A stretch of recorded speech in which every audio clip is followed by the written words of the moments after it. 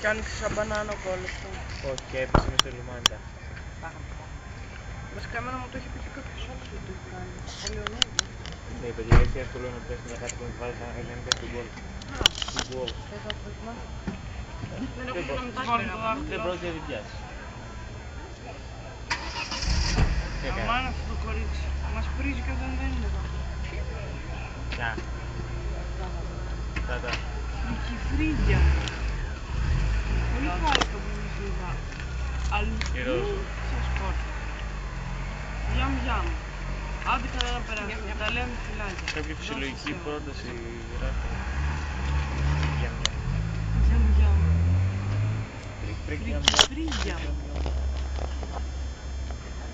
Γκαγκά.